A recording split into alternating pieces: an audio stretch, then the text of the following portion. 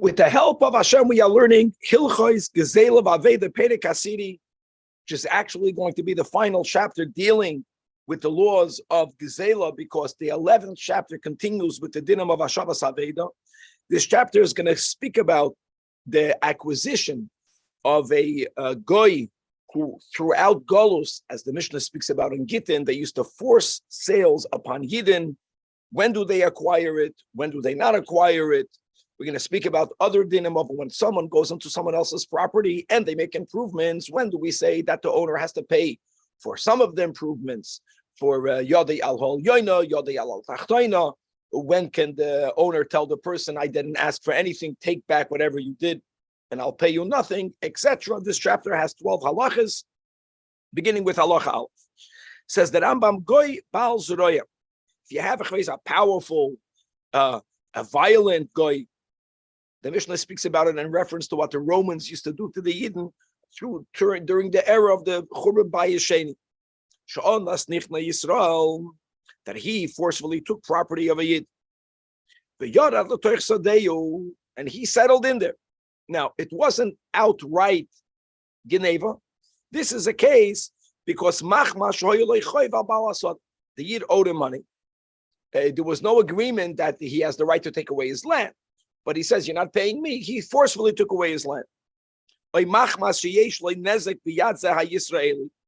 other words, the Yid damaged something that belonged to the Goy. And we're speaking about, in other words, the Yid has a debt. The debt is equivalent to the land. The debt is even exceeding the value of the land. Because the Yid in some other way ruined the money of the Goy. After this guy who forcefully took away this property, he sold it to another Yid. Says that Rambam, first of all, the owners cannot take it away from the Yid who now purchased it, even though it was not right for the guy to take that property. Because what the guy should have done, he should have followed legal channels to get his debt back. Now, if a court would have told the Yid, since you're not paying back the debt, you have to give him the property, that's fine. That's the right way of doing it. The guy did it, taking the law into his own hands. So that was not correct. But since the money was owed, it's considered property of the guy. The guy had the right to sell it to a Yid, so now it belongs to this Likeach. However, says that I'm a malacha base. When the original owner, the Yid, is moida that what she'em is ton hagoy hamoicher, that the guy is right in his time, or even if he doesn't own up to it, oy yoidu ede Yisrael, or if you have witnesses, we're speaking about the Yiddish witnesses that they testify that what that she'em is to'an hagoy, that the guy has a right, has a valid tainem. Or if you had over there a government, which means a king, a yasad, or governor, and that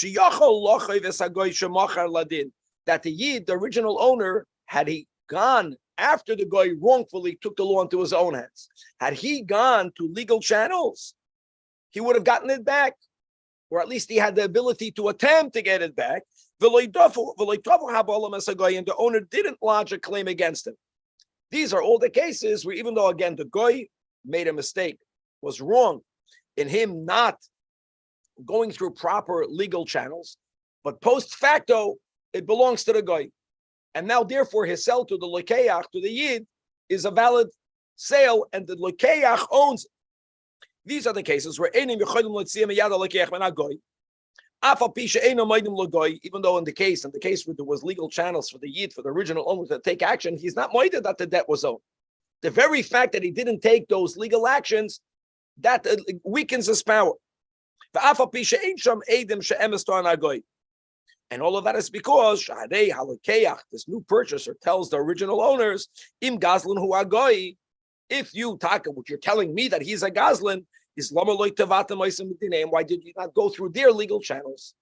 In other words, the fact that you were silent means that you acquiesced. Now, halacha Aleph and Beis is where the Yid owed the money. Now let's go further. Halacha Gimel. Hagoyim hamatzikim liyisrael, Yidden that oppress Yid, Goyim that oppress Yid, umavakshim lahara goysim, and they threaten them that they will kill them. Then he tells him, listen, you want to keep your life? Give me your field or give me your house. And this oppressor, this bandit tells him, if you're going to give it to me, I'm going to let you be. Now, if later this oppressor wants to sell the land, if the original owners have enough money to buy it from this meitzik, so first of all, another person really is not allowed to buy it. See, here it's different. It's sad that the Yid has to pay money for it, but no one else has the right to buy it because it really belongs to the original Yid. Problem, what's going to be now if the original owner doesn't have the money needed to buy it? Number one, or if this oppressor kept the land for 12 months or more, here is where we say that now the goy owns it with a nuance. And that is that on one hand, if it belongs now to the meitzik, then anyone has the right to buy it. Kol hakoidim v'lokach min ha-meitzik will be zacha. However, here is the nuance. Here is the wrinkle that since this guy, this meitzik, never paid for it, so when they sell it, the chazaka is they're going to undersell it. They're going to charge less amount of money. So the new loikeach cannot benefit by this inexpensive price because it all came about because it came into the hands of the meitzik wrongfully. That difference has to be paid to the original owner. Either a quarter of the land or a third of the money. In other words, he charged 3/4 of the price. So that's why either the owners get to take a quarter of the land. If the owners are not going to take a quarter of the land, they don't want that land, then a third of the money that the Lekeach paid is really a quarter. Because to begin with, he only paid 3/4. So it's the same amount. Why? Why does it sell it cheap? Because that's the way it works. If it came, he paid nothing for it. Or more or less cut off. And that quarter belongs to the original owners. Because that's why he sold it bezoil. And therefore says that Rambam lefikach. He gives it just a number. Someone bought it from this oppressor, from this bandit, he paid 30. Now, really, it means it was worth 40, which means 10 is a quarter. 10 is a third of the money that he paid. Either noisin laba olam asara, or noisin lahem reviya karka, or this loikeach has to give to the owner a quarter of the land, and then he owns the rest. And ve'im loy nasan. Okay, so Atkan, the part of this chapter that speaks about a goy, like we mentioned, right? That's why it's part of Hilchas Gezela, where there was a greater power of the goy because the money was owed. Halacha Gimel, money was not owed, and consequence when it comes to a yid, that's a lekeach shem. Now we're speaking about, like we mentioned in the intro, if someone goes into someone else's property and they make improvements. And he went there, went there on their own, had no permission to go there, but they improved that property. For example, if it's a field on a tall, they planted trees. So here's the thing. If this is a field that's appropriate for it to be planted with trees, then we estimate how much would a person pay for someone else to plant it up with trees, and that is the amount of money that he can take from the Baal Hasada. In other words, even though he was not asked to do so, but he did something that is commonly done, that is appropriate to be done to such a field. However, in other words, this land is more appropriate for it to be used for a grain field, or for you to plant vegetables there, not to make it into an orchard, not to be noiteya trees. So now he did improve the property. Elama, we say, shaman loy v'yadei ala tachtoina. that this person is judged in a way that it will work out to his disadvantage. And what are we talking about? We always estimate how much money did he invest? How much money is the field worth more? Whichever one is the lower number, that will be the number that the owner, that the Baal HaSada has to give to the Yored L'Toich Sodeh. Halachai. What happens if the Baal HaSada doesn't want to pay anything? Not the lesser of either the Hoitzah or the Shvach. He tells him, I never asked you to go there. You did something that's not to the advantage of my land. My land is really made to use as a grain field. So then the din is, if he tells him, uproot everything that you did and go, then shoymin loy, meaning then he doesn't have to pay anything to the yored. But that's something that can only be requested by the Baal HaSada. But if in the reverse, the yored or the noiteya, when he finds out that he's only getting yadoi ala tachtoina, he says, oy bazoi, I'm going to take my trees and go. That he has no right to say. Why not? Because which is gavaldik. In other words, when you plant and you uproot, you weaken the koyach of the land. So he cannot have that taina, and he will have to get against his desire the disadvantageous amount, the lesser amount of money. Allah chavav. Now we're moving on from a sada to a chatzah. Ha-chatzeiros. When it comes to courtyards, here the halacha says that they are always considered to be appropriate for building, or if there is already a building, meaning a house, whether to add another house or to add in a house another story or aliyos. And therefore, that will be equivalent to what the Tanoim spoke about. And in that case, it's not Yodei Allah Tachtoim. That the Shaman Loi, we make an evaluation. Kama Adam Roitza Litein Bebinyan Zelav Noisoi. And that's the money that he has to pay, even though he didn't ask. Who, however, in other words, it's not stam. Since all the Chatzeders are considered Ru'uyois Lebinyan, the building that he actually did has to be a binyan hamoil. It has to be useful, and it has to be appropriate to that chatzed k'minagoy sa'amaken. Like for example, here in Los Angeles, you have rules of how much can you build on a property, and if you overly pack a property, not only is it something for which you're not going to get a permit, but people live in such a spread out way. It's not considered, according to here, a minagoy sa'amaken. You go to other countries where people build mamish one on top of the other. Then there it could be a binyan hamoil. So every place depends. You have to follow the minig of that place. Now, here we're speaking about someone who had permission to go there. He had permission to go and to work the land. He never was given permission to plant trees on the land. But at least his being there for some purpose was b'reshus. Now,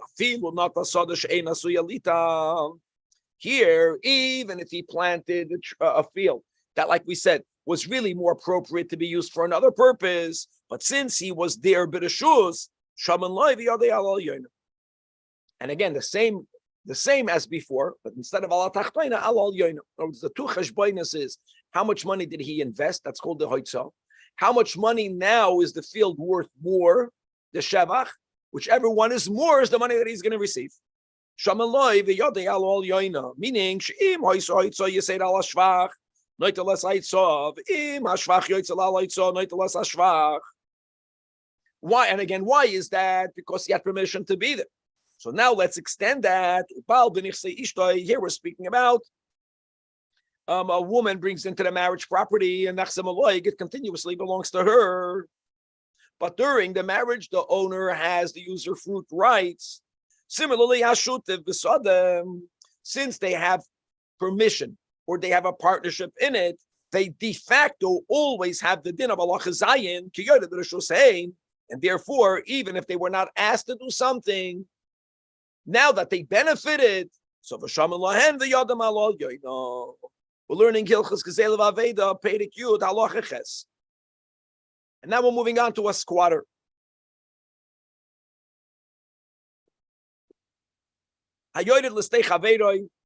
If a person goes onto someone else's property, field, without any permission, we're calling that a squatter. V'noto ibana. And as we mentioned before, that if you go there, shaloi b'reshus, there'll be circumstances in which the owner will only have to pay the disadvantageous amount of money because you had no permission to be there. But now what happens? The owner of the field comes and he saw whatever this squatter did and he adds to it. He added to it, or even if he didn't add anything, he guarded the trees that were planted. That means he did an action that shows that he's content with that, with what was done.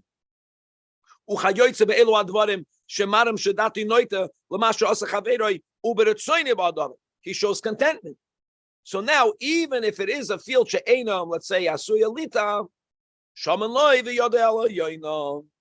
because once you show that you are happy with it, you got to pay the higher amount of money. If a person has you have a house that's completely dilapidated, now the owner can always claim that, of course, the house is more valuable when it's rebuilt. I was not planning to rebuild it right now. Same concept. Someone over there without permission, he goes in over there and he builds it up. So you would think that just like by a field, if it's a field that is meant, that's appropriate to have an orchard planted in it, the owner has to pay when it's appropriate, he has to pay the more expensive amount of money. You would think it's the same thing over here because it's a churva. Churva is a house. You rebuilt a house. We don't say that. Amazing.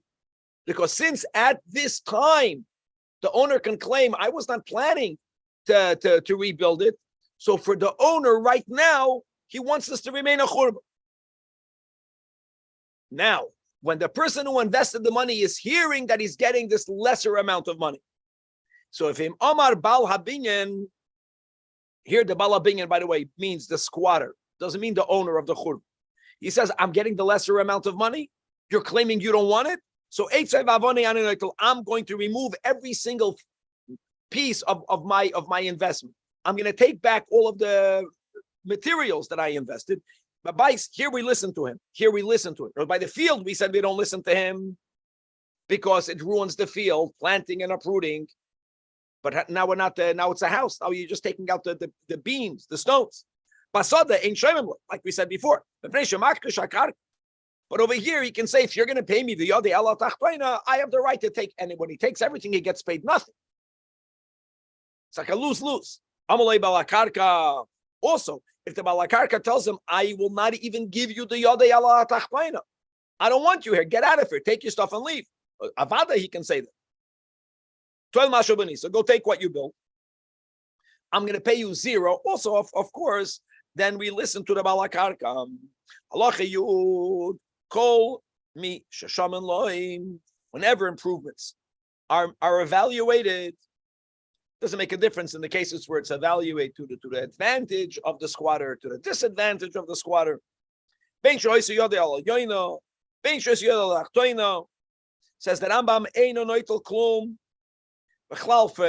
For the squatter to get any amount of money, it will never happen only until Ache Yeshava Benekitas Chayfetz. He has to take an oath, holding an holy article, Kamo Hoitzi, how much he spent.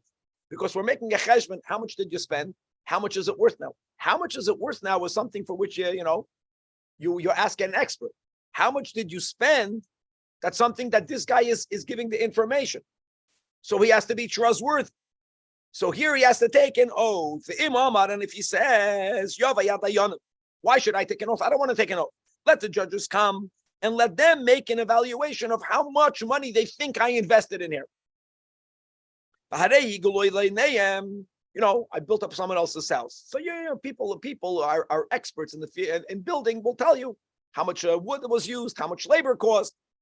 And they should estimate. And you know what? Just to make sure, I don't want to take an oath. They want to make sure that they're giving the lowest number, because don't forget, these numbers have to be paid by the owner. Give the lowest estimation. As they said, the most conservative estimation. Then the guy has a right to make such a claim. And the Maila will be the Hoitza. Again, if the Shvach is even less, then there's nothing to talk about. But if the Shvach is more, and let's speak about in the scenario of Yodei ala Tachtoina, so all you're going to get is you're going to get the Hoitza. He'll get that amount of money. He'll get that money below Shvua.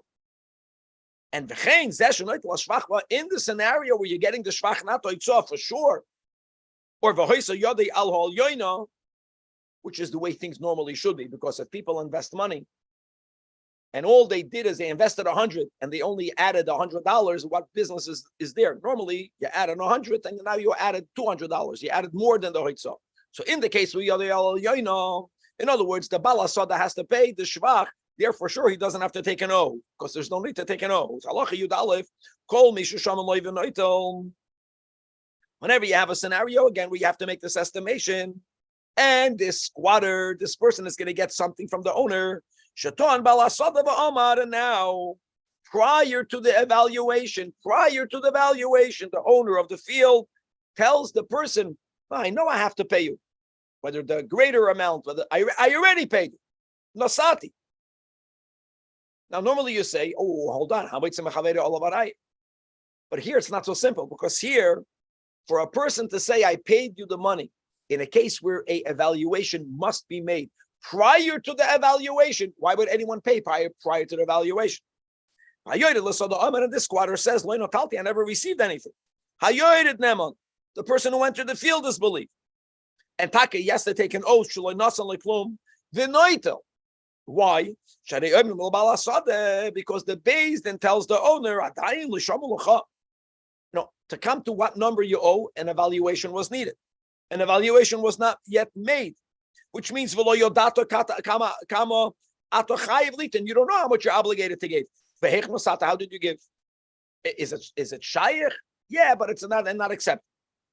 However, again, in the case where an evaluation is needed and the evaluation was made, and post the evaluation, and then when they tell the balasada, go pay up, and now he claims I already paid up. Nasati. Now, what did we learn before? That the investor has to take an oath how much money he invested. That step didn't yet happen, but the evaluation was made. Here already had a balasada nemon. Here we will believe the balasada. And the Yeshava Shvuas says that's because midrabanan, anytime someone claims you owe me money, and the other person is Skreifet Hakel, which is what's happening over here, the balasada is Skreifet Hakel because he claims he paid. A Shvuas says he's going to have to make, and the Yipatit. And why is that? Because of Chazaka. Well, at least this goes back to the previous chapters. Shakarka becheskas beoleo. Givaldik, and the final halach of this chapter, halach Yud Beis, Baal shohoided arisin b'nichse ishtay. So here again, we're speaking about nechsim eloy, which means that the land throughout the marriage continuously belongs to the wife. Elamah, the husband, has the rights of the fruits, and then he divorces his wife in such a case. Now, hold on. So now the question is again, if a person is a normal odis, an odis gets a third, gets half of the produce. If a person had no right to work in someone else's field, we learned a couple of halachas. They're certainly not going to get 1%. They're going to get either the hoitza or the shvach, they're going to get a much lesser amount of money. When the husband brought down narisin, you're going to say until the divorce, right? Until the divorce, they were asked to go there. Not so simple. So we say like this: if the husband himself is an artist, means not that he actually worked the field. It means that he is someone who is familiar with agriculture. The husband himself could have been the one working the field. And in such a scenario, when the husband chooses, I'm not going to work the field, I'm going to hire an artist. Who is the artist working for? For the field or for the husband? We say for the husband. Nistalik Baal, so the moment the husband is out of the picture, because there was a divorce, automatically Nistalko Arisen, the workers that are considered not to be working for the field, but working for the husband, because the husband could have done that job. Shelo yardu la ella al das habal. In other words, when they got married, she assumed that he's going to do the work. He was definitely able to do the work. So it's amazing. And therefore, even though of course they have to get paid, but they're going to get paid the yodei ala tachtoinu. Wow. And forget about getting a percent. Now, if in the marriage the husband was not someone who is familiar with agriculture, so when she married him, the field belongs to her. Someone has to work the field. So he was like the manager. He was the one that hired the workers. But if we don't say that he hired the workers for him, he hired the workers for the field. And therefore... Not for her? Well, yeah, for her means the same thing. The same thing, okay. Yeah. Im and abal others, then al das karka yard. And now, v'shaman lehem ka'aris. Gavaldik.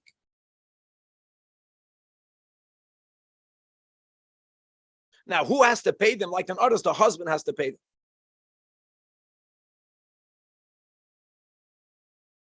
Gavaldik. To be continued. Thank you, Rabbi.